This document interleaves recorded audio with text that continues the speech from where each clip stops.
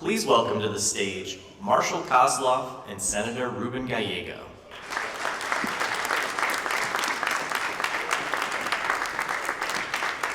Hi, Senator. Thank you for joining us. Thank you. Bueno. Thank you for having me. So this is billed popularly as a centrist convening, but I'm not sure I would describe you as a centrist. How would you sort of describe yourself at a brand identity level of those different things? So I honestly don't, it sounds like such a political thing. Like, I don't really go by a label. And look, it just depends. Like, sometimes I do ascribe to different political views. Like, for me, like, I interact with politics the way I grew up with politics. It was never surrounded by left, right, or center. I grew up in an immigrant family, working class Latinos. Like, we didn't think about that. We thought about, like, what was the end result of the politics and the policies, and how is that actually going to affect our lives. And the way that I do things, the way that I do my politics is, like, I kind of center everything around that first. And if it ends up being ascribed to what it is, then ascribe what it is. I mean, politics has changed a lot. Many years ago, some of the things that I thought were very much tried and true to kind of being your normal kind of progressive Democrat is now moving to the left or moving to the right. And for me, I just stick to what I know, stick to what I remember growing up in the environment that I grew up in, and that just makes it more authentic for me than trying to kind of chase the rabbit. So our big meta theme is the importance of story and narrative and how it relates to you as an elected official. And I would just be curious, can you describe that rooted identity that you grew up in? Because, like, lots of politicians could say that, but that could lead you a bunch of different directions. And if we think about a fashionable word right now, it's heterodoxy. Lots of heterodoxy in your background, right? Like, you are talking about $20 minimum wages, sectoral bargaining, but you're also rejecting Latinx before it was cool to do so. Yeah. So, like, there's a lot there. But I think it's easy just to sort of say you're heterodox and grab bag a bunch of things, and then it doesn't cohere. So, like, what's sort of pulling this all together then? Well, I don't start with even using that word heterodoxy at all. Look, I mean, like, my story and my narrative is actually, I think, more common to this country than not. I was born to two immigrants. We were living the American dream, and then we suddenly did not. My father's construction company went under. He started selling drugs. My mom had to basically rescue the family. We lived, in a shitty apartment. I slept on the floor until I went to college. My first bed was my dorm room bed, right? And the whole time that was all going on, what I was focusing on, what my family was focusing on, was still this strong belief in the American dream, right? We were told, and my mom told me, my grandfather told me, everybody around me told me, like, what you're going through sucks right now, Ruben, but this is America. Work hard, study hard, don't get in trouble, you're gonna succeed, right? And the whole time I was going through all that stuff, the whole time I was thinking about was not like, I really need a social program to get my family out of here. Mind you, I was. We were on the free lunch program, all four of us. And if it wasn't for the free lunch program, me and my sisters would have missed some breakfast and some lunch, because when you're poor, you're poor. But what I was thinking the whole time was that I need to do whatever I can right now to make sure I put my family in position to get the hell out of here and make my family rich and successful. I didn't think about it in any concept of, like, liberal or Democrat. I didn't think about, like, trying to just make buys. I thought that the American dream told me, work hard, you're going to be able to succeed, and you're going to make your family rich and comfortable. And that was it. And that's been my motivation my whole life in terms of politics, is to make sure that the little Ruben Gallegos of the world, or the Alejandra Gallego, or the Lisa Gallego, or la Laura Gallego, or my mom, Elisa Gallego, all have that hope and that belief. Because it wasn't ever guaranteed to me either, right? I never had any concept of the idea that Ruben is going to succeed no matter what, because someone's going to hand it to me. I just knew that I needed to have the opportunity. And I remember being the most frustrated was when I would try to work hard, and especially when you're getting closer to your junior, senior year, you have to take all your exams. I would still be working at night, at the hot dog stand, the pizza shop, and still trying to study from ACTs and SATs. My frustration wasn't the fact that I didn't think I was going to succeed. My frustration was the fact that I didn't think that I had the full opportunity everyone else had. And for me as a Democrat, and for someone I think who's trying to bring the Democratic narrative back, is that we need to be that party that gives the opportunity to that young working class Latino, or that black man, black woman, or that white man, white woman who also now feels disaffected. Until we do that, until we actually show that we're the party of opportunity, that shows that we're going to fight for you to have a chance to succeed, and also not demonized by the fact that you're going to be successful, we're always going to be branded as these others that I think makes it easier for us to really separate us and not get the votes we need to win. So something I'm trying to push here in all my work is that if we're looking at those disaffected people, we don't just think in terms of like, here's my 10-point policy plan, or here are a collection of polls that we pick and choose from in order to sort of like talk to them. I think you need to actually root that in a narrative and a story, at least internally. This isn't like the op-eds you need to write, you just have to have that. So like, why is that young black man alienated right now? Why is that young Latino man alienated? Like, what do you see going on if you were to sort of articulate what the past like decade or so has been like for them? Yeah, I mean, I actually think it's not a black Latino. I think it's a man thing. Men aren't doing well in this country at all, especially young men. And I'm raising one right now. Maybe he's too much on his iPad right now, to be honest. He's right over there. It's hard to raise boys in this country. And I have two, and I have a beautiful 3-year-old daughter. And I'm actually more worried about raising my boys than my girls, because statistically speaking, boys aren't doing well in this country. Right? They're not going to college. They're not, getting into constructive, relationships at all. Higher amount of drug use, higher amount of suicide. All things are just not looking good. And as a society, we haven't responded at all to them. We've actually kind of ignored it. We've actually accepted that, these men are toxic, and whatever happens to them is kind of part of an extension of them being toxic. And I don't know where it became kosher for us as Democrats to give up on 50% of our population. It doesn't matter who they are, right? We should never do that, whether they're men, women, whether they're black men, Latino men, or white men. But we kind of have just kind of given up. We don't talk about them as a group and try to actually figure out what we should even be trying to do to help them, be better.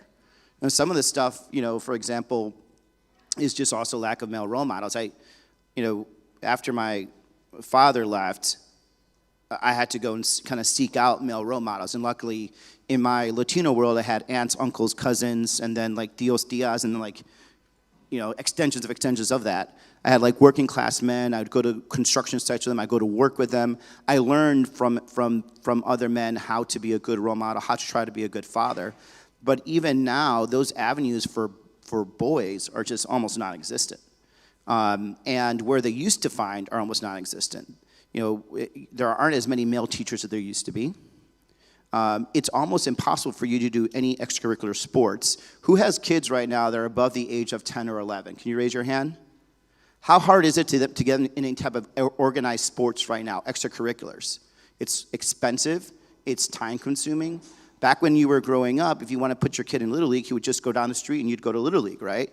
Now, like, the amount of boys that are in organized sports is even harder and harder. It's more expensive to put your kid in, and it's more time-consuming. So even, these boys that should have role models in different spheres aren't seeing their role models.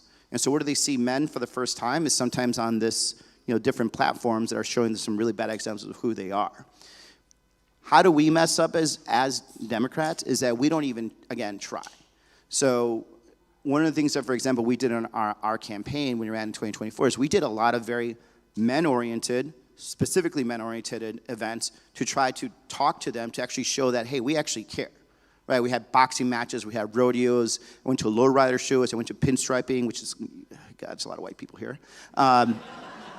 It's like basically using your hand to basically specifically detail cars on lowriders, which are very expensive vehicles. Even when reaching out to black men, we still don't even do that. We talk about it, and we think because we go to a black church on a Sunday that now we're reaching out to black men, but we aren't ever really talking about their needs, their wants, or what they want to go in the future. And we just need to actively do that. I'll give you one example of how bad this is. There was one CBC member who was asking me advice, and I said, you know, one of the things you should think about doing throughout your whole district, it was a Black and Latino district, but you should do Father Day appreciation lunches and brunches the whole time. It's like, ooh, I don't know, that could get controversial. I'm like, why? It's not controversial when you do Mother's Day appreciations. And he just didn't understand why he had the icky feeling to it. There should be no icky feeling. We should appreciate men and what they do in society, especially those that are trying to do the best they can, much as we appreciate any other sector of our society.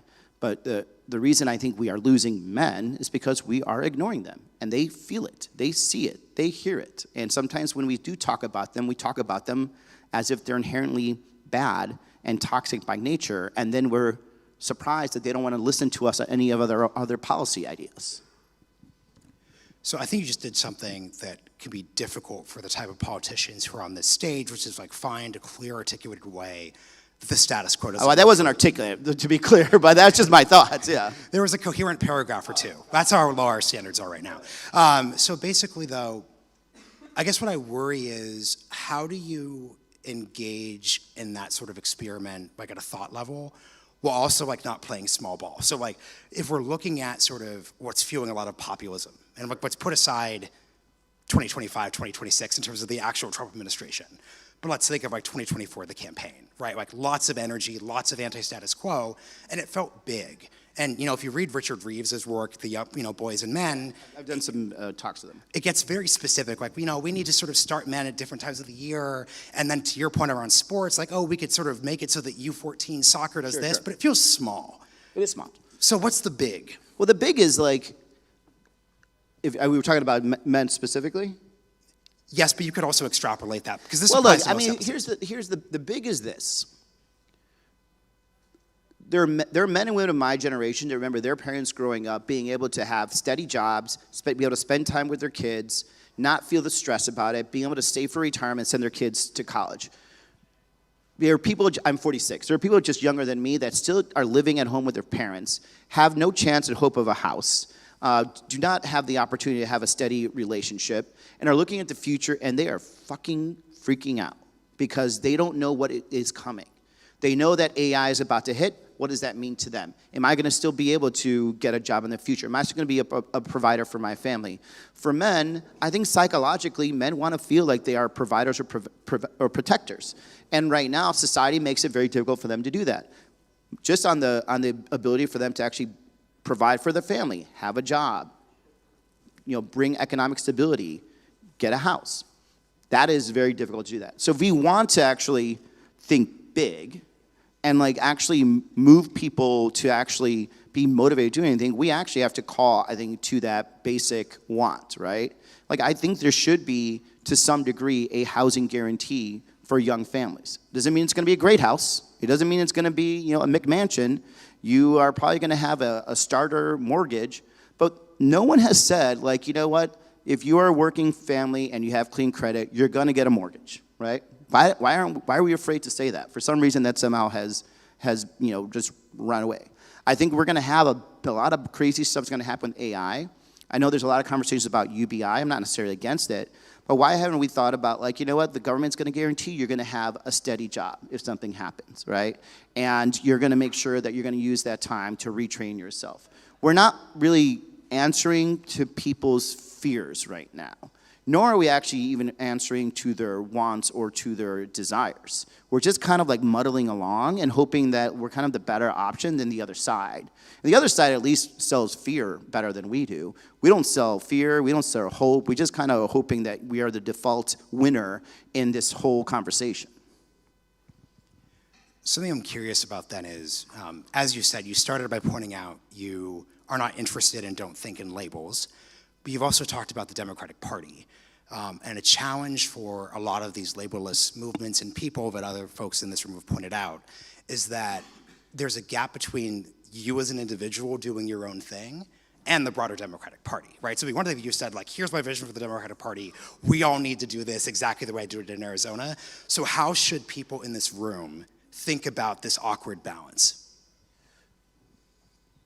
Well, first of all, stop overthinking. We way overdo that in so many regards. Number two, everyone is a brand ambassador, and you can't be worried about whether you fit their brand. I'm sorry I have to go back to this, 2024 election, but I had so many, I was running for 2 years, right? And we had a lot of these examples. And we were trying to do different things, and we actually would have pushback, like, oh, Democrats aren't known for that, right? Sorry, I got louder. Democrats aren't known for being, masculine. Democrats are known for being pro-security. And so we would have pushback from DC consultants. I think Chris Cooper's in here. He's not one of them. Good job, Chris. Thank you. Chris was my mail guy. You owe me a drink now. But Chris was involved in these conversations, right? And there was a lot of kind of DC mindset BS where it's like, you can't say you're this because Democrats are that. I think it's important that even if there is this national brand, whatever it is, most of that is actually done by you eggheads here, just to be honest. The everyday voter is not engaged in politics at all. They're not even engaged in politics in an election year up until probably the last 3 weeks. They will have a certain vibe of what they feel about the politics of what's going on and what they feel certainly about a party and certainly what they feel about you as a candidate. But you can actually create your own brand. And I'm not just bragging about me, but in Arizona, you have seen Democrats be winning because we've branded ourselves with our own type of politics, right? And Arizona has 300,000 more registered Republicans than Democrats.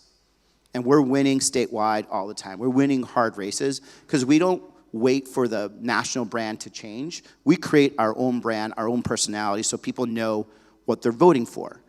I think this idea that there's going to be this grand gathering of geniuses that's going to end up changing the brand of the Democrat Party is not going to happen. It needs to happen on the individual level, and it needs to happen because if you want to win, and that's half the battle is that Democrats need to actually want to win and then do the things you need to do to win.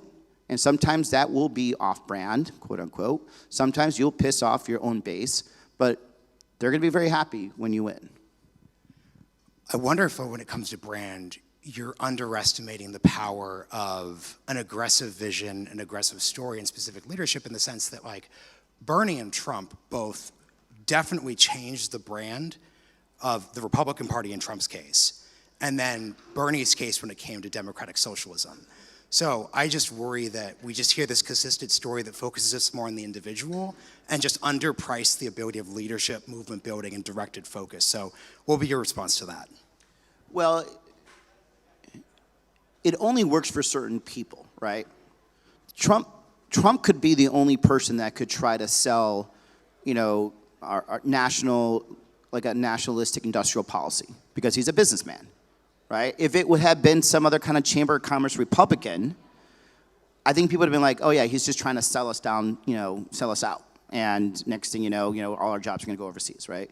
The fact that he was this businessman, this brash businessman, made him believable. The fact that he was a New York Republican/Democrat, people trusted him on issues of choice, on LGBT issues, right? If it was Mitt Romney trying to do the same thing, it wouldn't work, right? If Bernie Sanders had been a run-of-the-mill Democrat, from New York City, who used to be a, corporate lawyer and now is suddenly becoming, a socialist, it wouldn't sell, right? So the narrative has to actually follow the authentic messenger. And as much as Trump is full of BS, at least the people that were looking for that message, it matches. Yes, you can lead a movement with personality and with policy, but it has to actually be aligned with an authentic messenger, or else it just won't land. And I think, you're going to see 2028 elections where I think you're going to see a lot of people trying to do that, both Democrats and Republicans, and I think everyone's going to anticipate it's going to have the same impact that Bernie had and that Trump had, and it's just not going to land. And I think because there's going to be a lot of people that are going to be inauthentic at what they're doing and how they're saying it. So the think tanker in me needs to defend overthinking and the sort of egghead side of the audience. Well, you got to make some money. Yeah. No, for sure. I'm here on my own. How do you call those donors, right?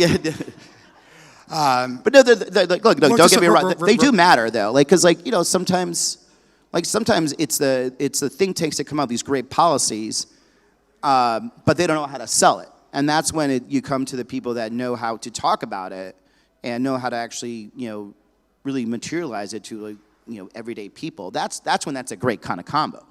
Well, and this is what I'm curious about, though. I'm curious how you do your thinking, because I think my concern It's very here scary. is, my concern here is that I don't like all the talk about polling.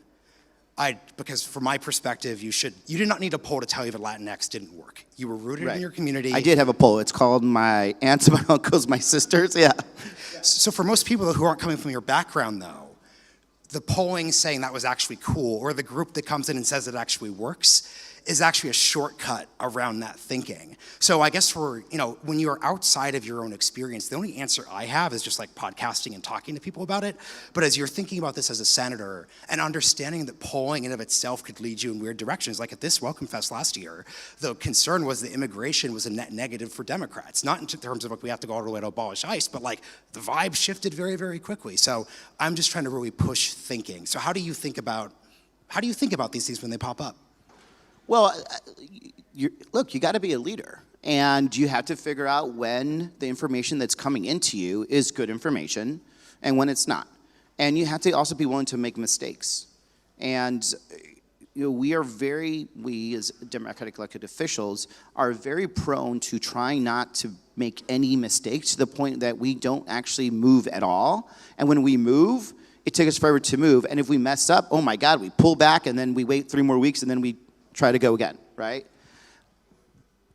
For me, I take all different approaches to this, right? It's like I consider myself more of like a mixed martial arts guy, right? Do I look at polling? Sure. When I think the polling is right, like I'll go by it. When I think it's off because my gut's telling me off, then I say, you know what? I think the polling's off. I'm not going to listen to it. And when I'm wrong, then I blame my staff. No, just kidding. But when I'm wrong, then you know what? Then I learn from that. Like, you know what? I should have listened to that. Why did I make that decision? What was the process of making that decision? That was dumb of me, right?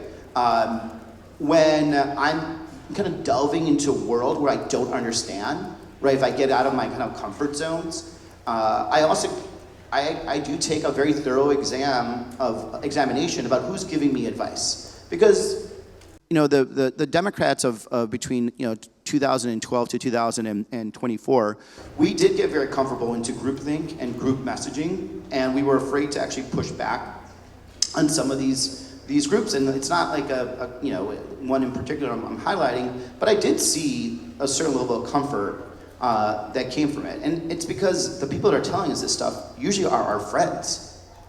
They usually are our allies. They usually are the ones that help us, raise money. And it's hard for you to turn around and say to that group, like, yeah, that doesn't sound right, when they probably even hired some of your old staff, right? And now they're on that. And so you could blame the groups, but also this requires a certain amount of true leadership by you as an elected official, by you as a candidate. And you have to have the discernment to understand when it's bullshit, when it's right, and when, who knows, you're gonna have to just roll the dice. And you're going to end up being, at the start of this, more wrong than right a lot of times, but you learn from that. And if you look at how the other side operates, they're not afraid to mess up. They mess up all the time. Heck, I've seen them mess up in like a day, a couple times, and they're moving on, right? The leadership of the Democratic Party, you as an individual leader, need to be really willing to take risks, make decisions, execute on decisions, retreat when you have to, and then attack again. That's it. Do that over and over again, and you win elections. The worst thing you could do, which I saw during his last election, was a couple people mess up, whether it was the vice president, a couple other statewide office seekers all over the country, and all of a sudden you just see them go silent for a week or two and let the narrative just kind of take away, versus just going back out there, attacking the message, pushing your strong message, and just showing that you have energy to move on. And if you can do that, you're gonna be on a better footing than trying to figure out like the Six Sigma process about how you're going to make decisions as information comes in. Speaking of the opposition, I'd be curious. So if we're thinking about stories, the left and right stories have heroes and villains. On the right, it's the elites. On the left, it's like the oligarchs. So something I'd be curious about is, to what degree do you think those stories are right or wrong? Or actually, I know the ways you think those stories are wrong, but is there anything in the way that you hear the populist left and right talk about politics that resonates with you in a way that like doesn't suggest you have to just buy into all of like their conclusions? Yeah, I think actually when they're talking about the juxtaposition of you versus elites or the oligarchs, it actually is very powerful. And the reason I think that is powerful is because if you look at just what people are dealing with right now, it's not just an economic issue to them, it's an emotional issue. They feel emotionally hurt that they're not succeeding. When I was campaigning, I heard a Latino man tell me this, like, I don't know what else I can do. I've taken on other jobs, I've cut everywhere else I can, like, I feel like I'm failing my family. That to me told me that this was a bad situation. Because any Latino man can always believes that they can either work more, work harder, or cut somewhere else enough to like provide for their family, right? That was an emotional problem. If I go to that gentleman and I say, the elites are screwing you because you used to be able to get higher wages, they're not paying their taxes and they're screwing you, or the oligarchs are hoarding all the money and they're screwing you, they're gonna respond to it, whether I say elite or oligarchs, right? Because for them, it is an emotional resolution to why they feel that they're failing. And also because they're comparing themselves to a lot of other people, other men, their fathers, their grandfathers who had houses, had jobs, had a stable relationship, were able to provide for their family. And now the question is, is it you that you're the problem, or is it somebody else? A lot of times and I say on the Democrat side, we're afraid of saying it's someone else's problem until recently. And the Republicans have been very good about saying that it's someone else's problem that's causing this for quite a while. In the 80s it was black people on welfare. In the 90s it was gays, black people on welfare. In the 2000 it was Latino immigrants, black people on welfare, and gays, right? Like, they know how to make other people, and now they've moved on to those three plus elites, right? Democrats are kind of finally getting around to that circle with oligarchs because finally there's a really good example. Elon Musk is a really good enemy, right? And it's easy for the everyday American to understand what's happening right there.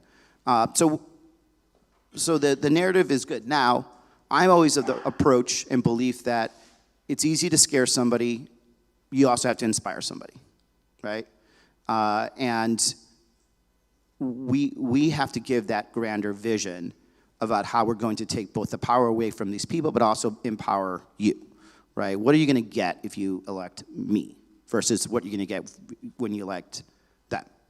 And when we talk about this, like one of the campaign commercials I did, the first campaign commercial I did, we actually talked about how bad things were. So we didn't deny it, right? This is in April or May, Chris, is that right? I think it was April or May. So we went on this commercial, and it's just me to camera, and we're talking about how bad things were. The price of this, price of that, and how much it sucks. And one of the things that we did a last-minute edit to is that we put in I think were very key words, and this is not your fault. Because what I wanted to communicate to that voter is that everything that's happening right here is because government has failed you. And government at that point was the Biden administration. Government has failed you, and this is not your fault. You've done everything right? We're the ones that messed up. What did that do? That gave them an opportunity for them to just breathe a little, open up a little, and actually look at somebody like me and say, that guy understands me, right?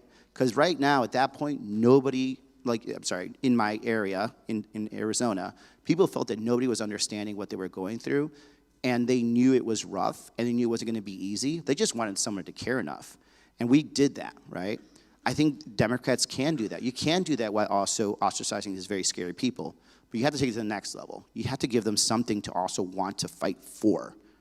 Because it's very easy to be depressed. I've been in some of the worst situations that a lot of humans can be. It's very easy to be depressed. It's very easy to just crawl away. It is a lot more motivational if you have someone that's willing to drag you out and pull you out and actually encourage you to go and fight another day. When Democrats do that, we win. Clinton, Obama. When we don't, then it's bad situations that come up. Thank you, Senator. Thank you. Yeah, on time. Here we go.